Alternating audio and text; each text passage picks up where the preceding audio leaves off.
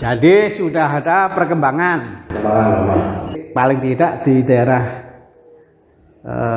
yang dijaga Pak Karbun, monyetnya sudah tidak ada, sudah nggak ada. Lalu kemudian di tempat lain tadi juga sudah tidak ada lagi karena pakai mercon ya. Ya, ada yang pakai petasan.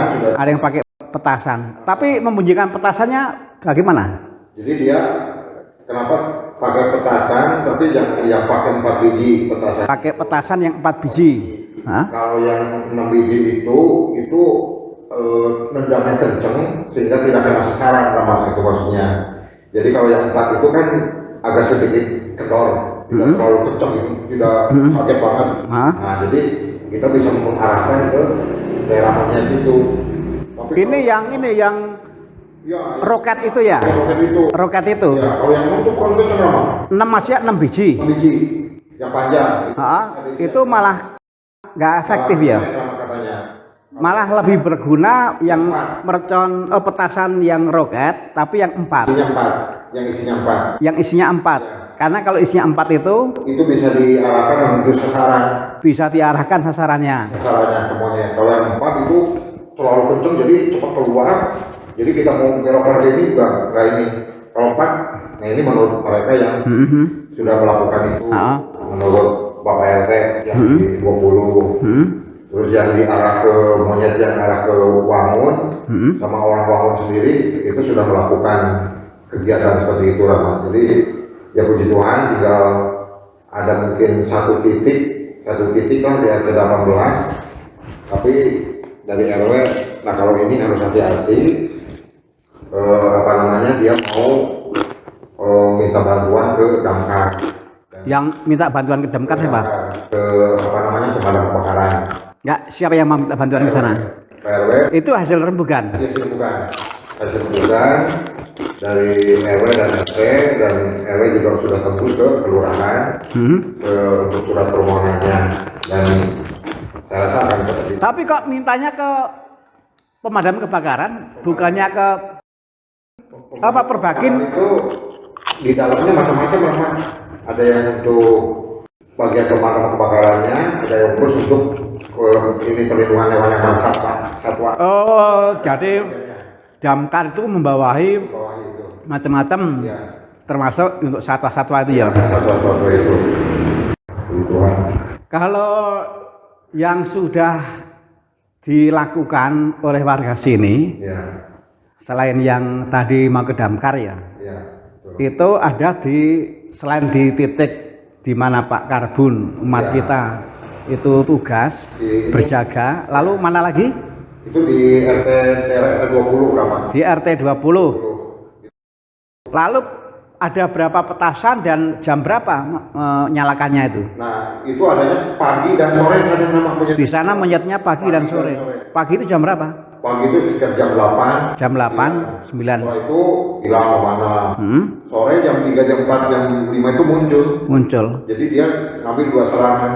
Jadi menyalakan petasannya 2 kali. 2 kali.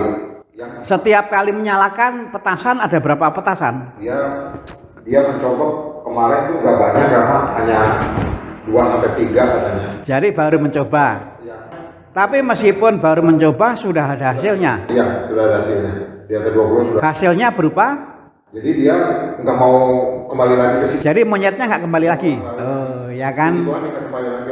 Berarti obrolan kita waktu itu ada buahnya. Iya, cuman sekarang kita menjadi tahu kan bahwa monyet itu boleh dibilang takut dengan bunyi, lalu bau.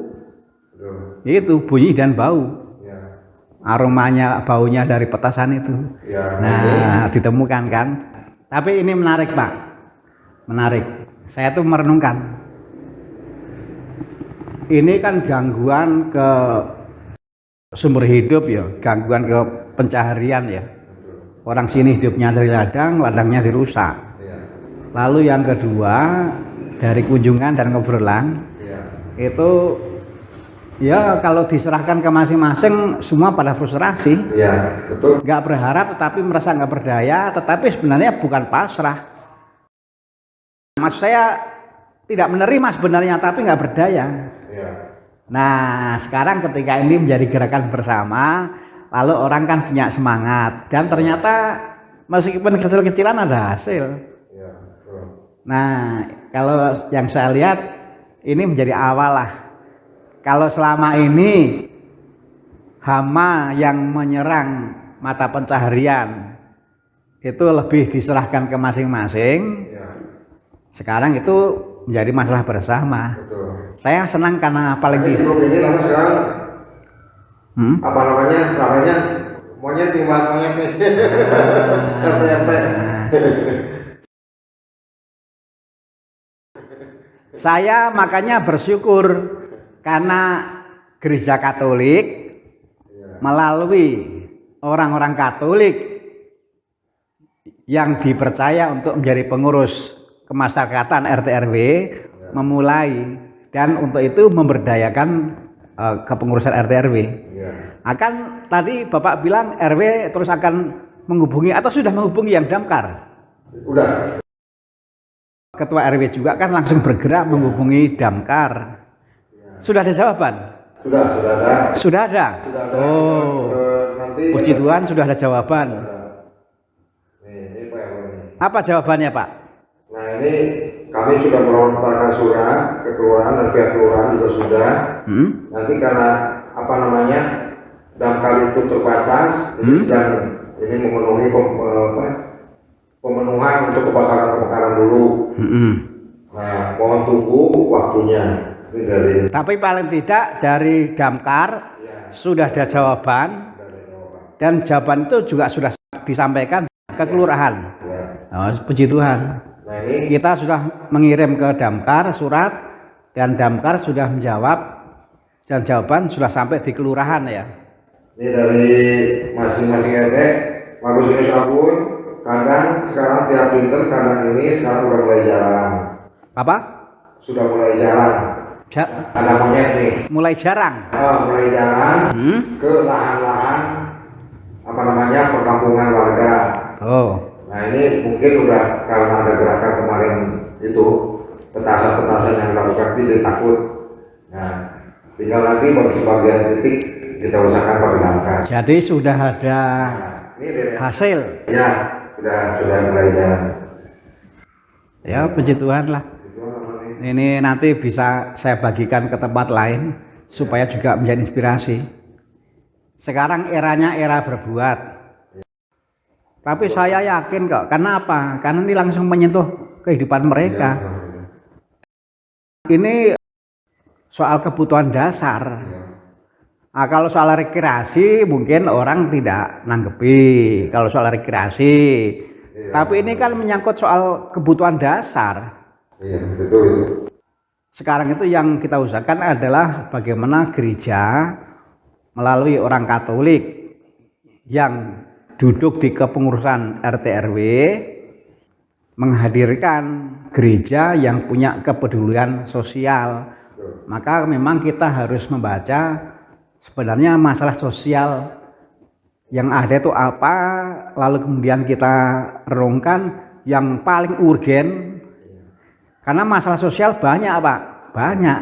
Nah kita mau mencoba memilih masalah sosial yang urgen itu apa, lalu kemudian bagaimana kita secara strategis melangkah.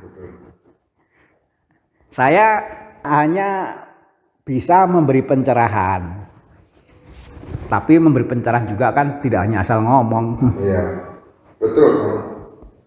Apa yang dipikirkan Rama itu kok bisa langsung ketangkap sama warga, ketika seperti ada sinyal. Betul Rama? Itu karena ini Pak, karena apa? Karena kita memang masuk ke wilayah yang menyangkut kebutuhan. Kebutuhan dasar itu. Saya tuh kan merenungkan Pak, ada kegiatan gereja yang nggak punya dampak apa-apa selain hanya membuat lelah, dan itulah yang dalam bacaan misa hari ini dikerjakan oleh Marta.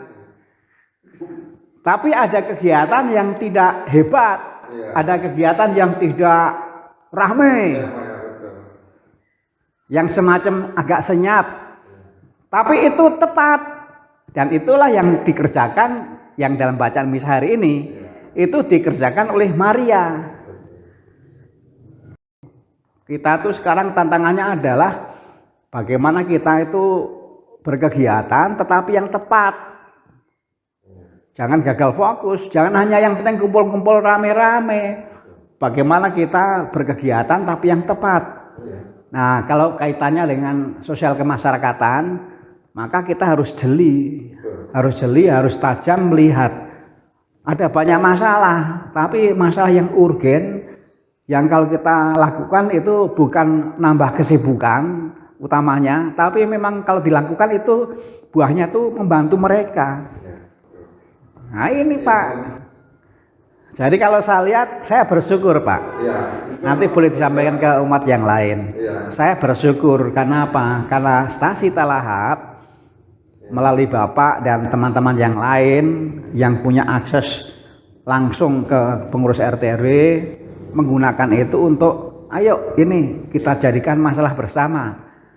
Masalah sosial jangan pernah dilepas, biarlah itu menjadi tanggung jawab masing-masing, tidak.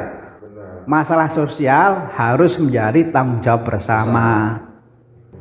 Kalau di sini itu mungkin justru yang kita bisa bantu adalah kegiatan rame-rame itu nggak usah diagendakan lah.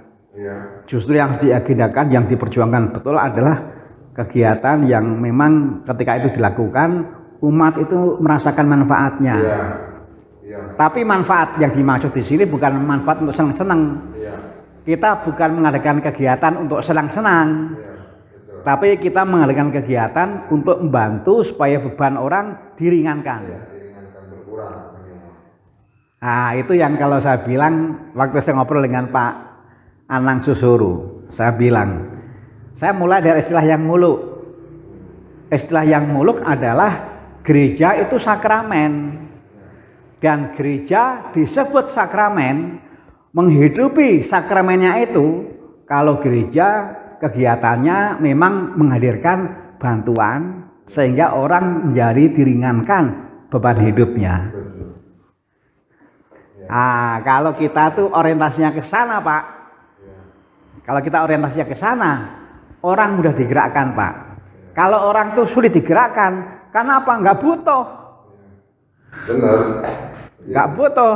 Kita harus masuk ke yang dibutuhkan.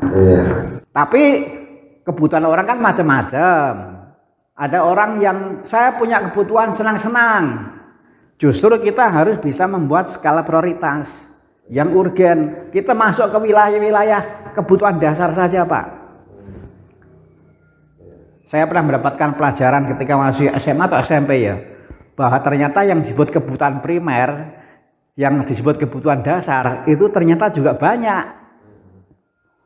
Banyak, Pak. Karena ada kebutuhan primer, ada kebutuhan sekunder, ada kebutuhan tersier. Kebutuhan dasar, kebutuhan primer itu pun banyak sekali. Banyak. Nah, lebih baik kita berkegiatan masuk ke wilayah ini.